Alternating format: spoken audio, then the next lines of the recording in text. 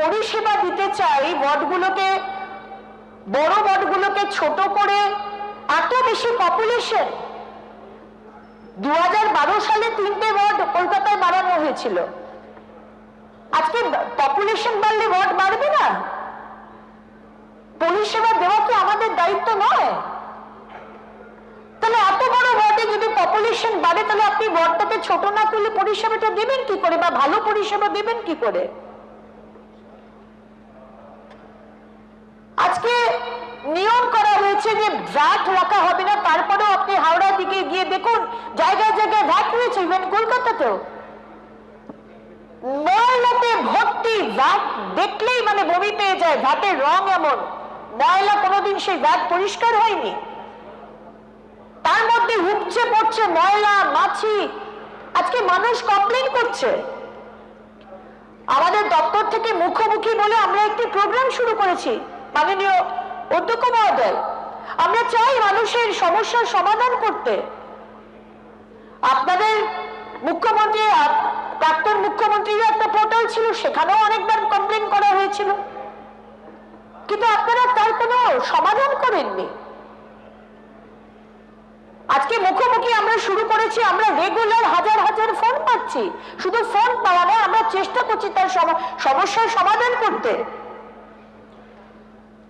আজকে রাস্তায় যখন জলটা দাঁড়িয়ে রয়েছে 2 দিন 3 দিন, রাস্তা ক্ষতি হয়ে যাচ্ছে, রাস্তা ভেঙে যাচ্ছে। আজকে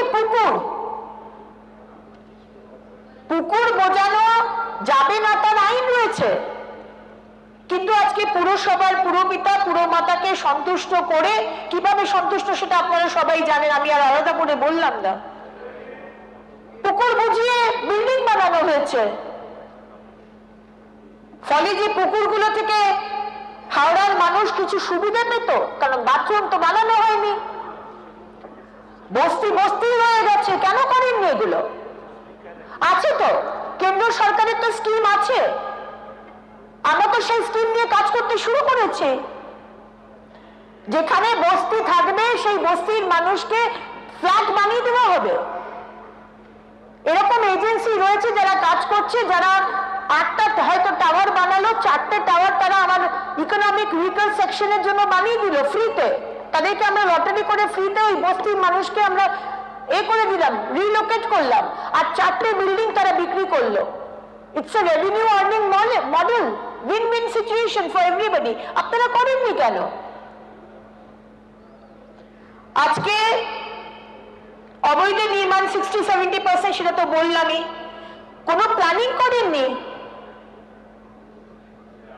আজকে বড় বড় নেতৃত্ব এখানে বসে রয়েছেন, অরূপ বাবু আর সবাই বসে রয়েছেন এখানে। হাওড়া নিয়ে প্ল্যানিং করেননি কেন অরূপ বাবু?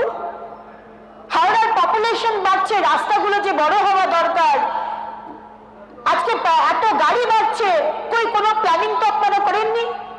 করা উচিত ছিল নাকি 15টা বছর? আমরা কিন্তু প্ল্যানিংটা করছি। আমরা একটা মাস্টার প্ল্যান নিয়ে আসছি হাওড়ার জন্য, for roads, for drainage and for water. আজকে হাওড়াতে যে লোহার যে ব্যবসা করে, লোহার কাজ করে, আমরা জানি প্রচুর মানুষের সাথে জড়িত, কিন্তু সেখানেও তাদের দিকে কেউ তাকায়নি। ফলে কি হয়েছে? শুধু মানুষ টোটো কিনে গেছে, এক একটা বাড়িতে 2টো করে টোটো, 3টে করে টোটো রাস্তার উপর দাঁড় করিয়ে রয়েছে। এই সরু রাস্তা, তার মধ্যে টোটো দাঁড়িয়ে রয়েছে। এখন টোটো নিয়ে যদি আমরা নিয়ম করতে যাচ্ছি সাধারণ মানুষের সুবিধার জন্য, তাহলে সেখানেও আপনারা বিরোধিতা শুরু করে দিচ্ছেন। 15 বছর নিজেরাও আপনারা কিছু করলেন না। আর যখন এই মাননীয় মুখ্যমন্ত্রী শুভেন্দু অধিকারীর সরকার যখন মানুষের জন্য ছোট ছোট জিনিসগুলো ভেবে ভেবে করার চেষ্টা করছে, তখন আপনারা বিরোধিতা করছেন। বিগত সরকার দীর্ঘদিন ধরে হাওড়া কর্পোরেশনের নির্বাচন করেননি, ফলে তো নাগরিক পরিষেবা থেকে মানুষ বঞ্চিত হয়েছে।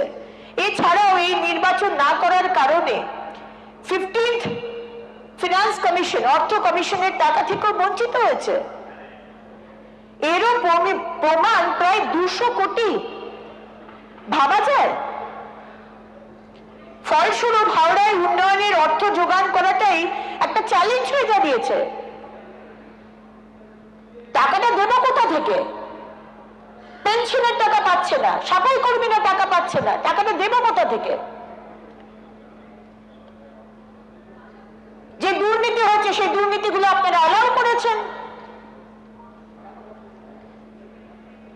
আজকে আমার কাছে অভিযোগ আসছে এবং বিভিন্ন খাতে বাকির পরিমাণ প্রায় 400 কোটি টাকা।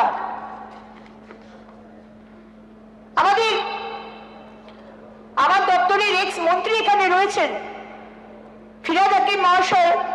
আমি অধ্যক্ষ মহোদয়ের মাধ্যমে বলতে চাই, ফিরহাদ হাকিম মহাশয়, আপনি বেলগাছিয়া ভাগড়ে গিয়েছিলেন, আপনি সেখানে গিয়ে বললেন ওটা ফ্ল্যাট করে মাঠ করে দেবেন, 1 বছরের মধ্যে করে দেবেন। 2 বছর হতে চলল, বেলগাছিয়া ভাগড় কিছু হয়নি। আজকে আমরা একটা ওয়াটার ট্রিটমেন্ট প্লান্ট যে উত্তর কলকাতা, উত্তর হাওড়া এবং পার্ট অফ বালি তাকে সার্ভিস দেবে, আমরা শৈকিয়াতে করছি।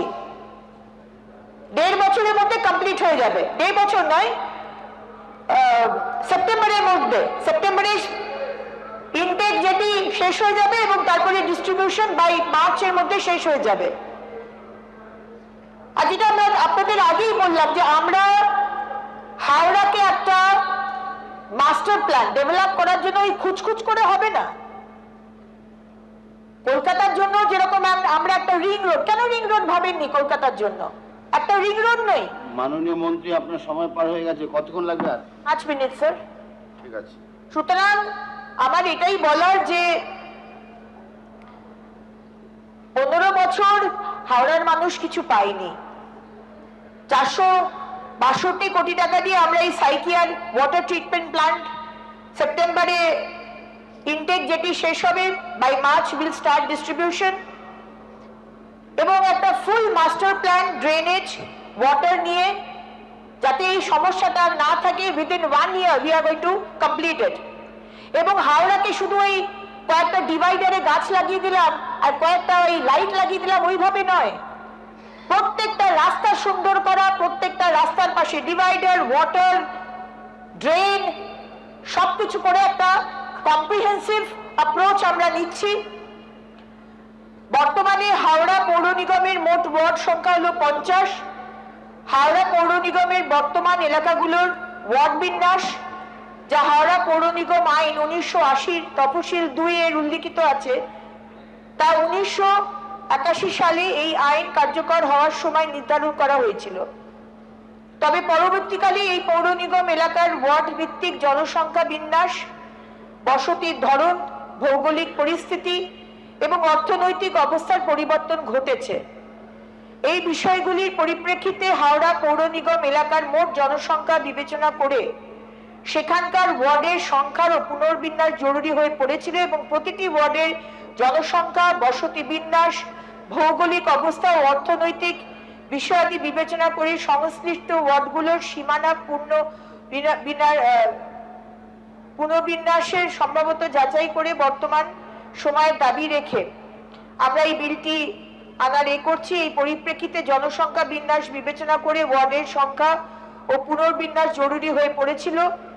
সেই কারণে এই বিল হাওড়া পৌর নিগমে প্রশাসনিক সুবিধে ও উন্নত নাগরিক পরিষেবা প্রদানের লক্ষ্যে সংশ্লিষ্ট নিগমের ওয়ার্ড সংখ্যা বর্তমানে 50 থেকে বাড়িয়ে 68 করার এবং সেই অনুযায়ী প্রতিটি ওয়ার্ডের সীমানা পুনর্বিন্যাস করার সিদ্ধান্ত নেওয়া হয়েছে।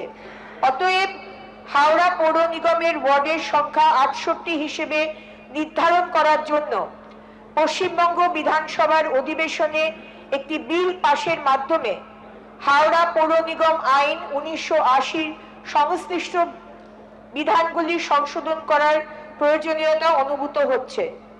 উল্লিখিত প্রস্তাবটি 6/8/2026 তারিখে অনুষ্ঠিত মন্ত্রিসভার বৈঠকে অনুমোদিত হয়েছে। ধন্যবাদ স্যার। এবিপি আনন্দ, এগিয়ে থাকে, এগিয়ে রাখে।